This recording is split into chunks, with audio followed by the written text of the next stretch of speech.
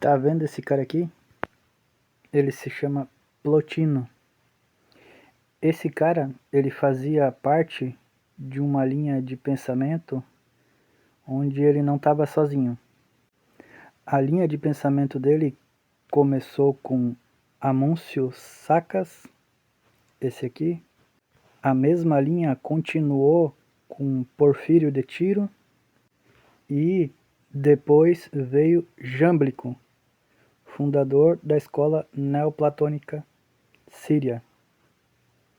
Esses pensamentos, mais tarde, eles chegaram à escola de Alexandria e de Atenas. O pensamento deles virou um pensamento filosófico bem estruturado na época. Então, o pensamento deles era o pensamento neoplatonista. Esse pensamento ele influenciou a visão de Agostinho acerca da fé cristã. Aqui, Agostinho está falando dos livros platônicos, que a tradição acadêmica identifica como textos neoplatônicos.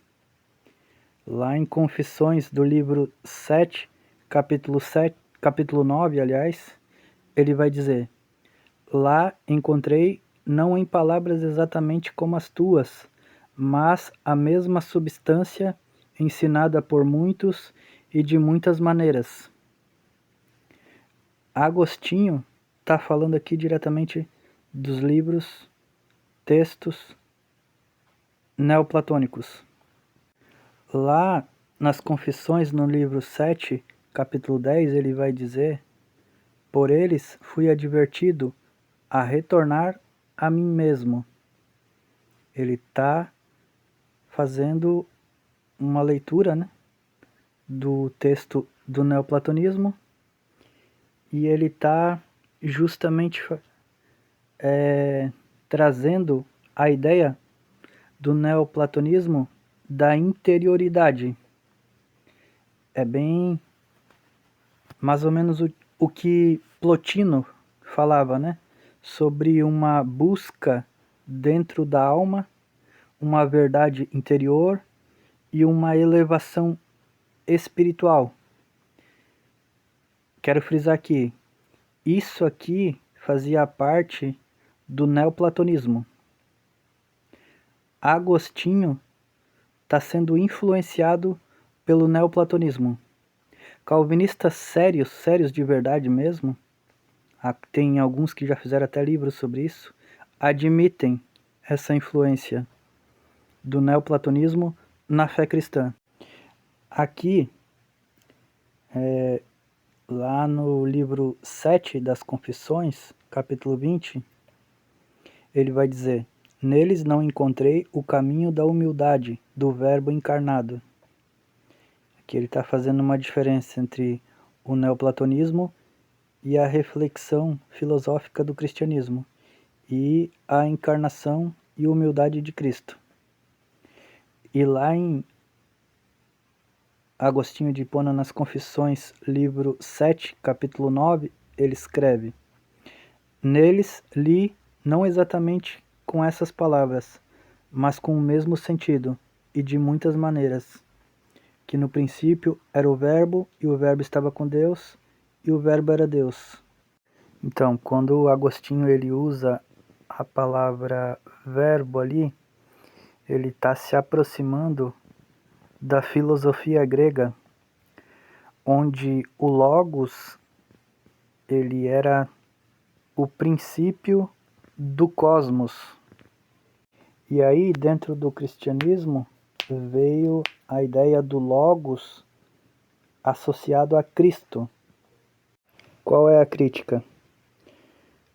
A categoria filosófica, ela pode tentar explicar Deus, mas ela também vai moldar a forma como a gente entende a fé. E aí qual é o erro que acontece? Ela muda o foco da fé de uma fé prática de uma fé relacional para uma fé pensada filosoficamente. Tu tá entendendo? Existe uma mudança de eixo aí. Essa mudança de eixo que acontece, ela transforma a fé de uma fé relacional, de uma fé prática, para uma fé metafísica e interiorizada dentro do homem. Então essa mudança de eixo, ela acaba transformando o Deus que age na história, um Deus relacional, para uma fé mais interiorizada, uma fé mais filosófica.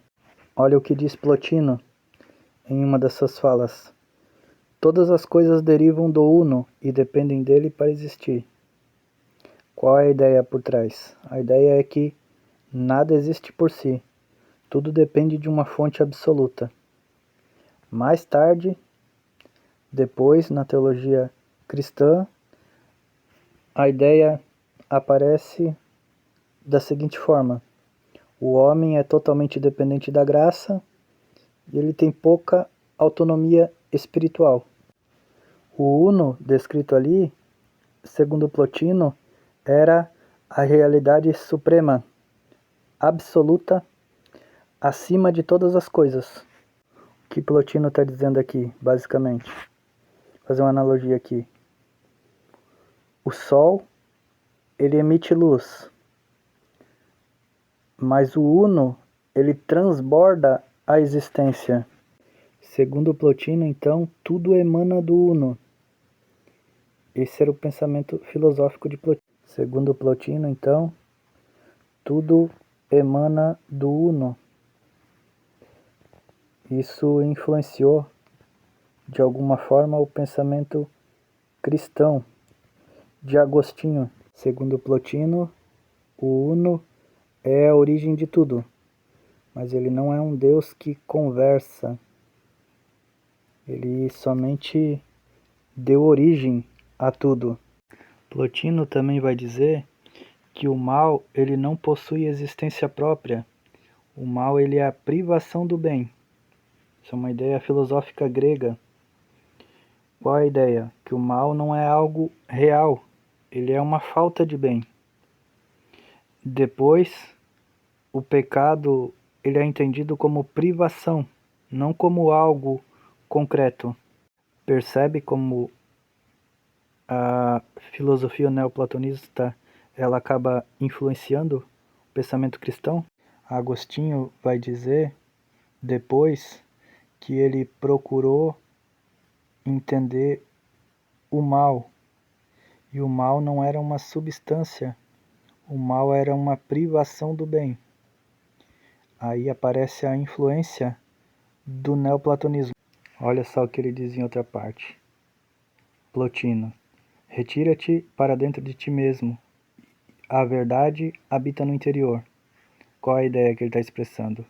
Ele está expressando que existe um foco interno e existe uma busca espiritual dentro do próprio indivíduo. E aí logo depois, em Agostinho de Hipona, ele vai dizer: não saias para fora, volta-te para dentro de ti mesmo. No homem interior habita a verdade. Plotino também rejeitava a matéria. A matéria está no nível mais baixo da realidade, distante do Uno. Existia uma ideia que o mundo físico ele era inferior, espiritual era superior. E aí depois, em Agostinho, começa a aparecer um deslocamento do foco no mundo presente e um foco no mundo mais espiritual. Aqui, Plotino diz: a alma deve retornar ao Uno, sua origem. A ideia qual era? Salvação como retorno. E aí logo depois, em Agostinho, essa salvação ela vira mais um estado espiritual interno. E existe uma menor ênfase na vida prática, concreta, ajudar o próximo, coisas do tipo. Você percebeu o padrão? Não é só religião. É um sistema filosófico antigo que influenciou Agostinho.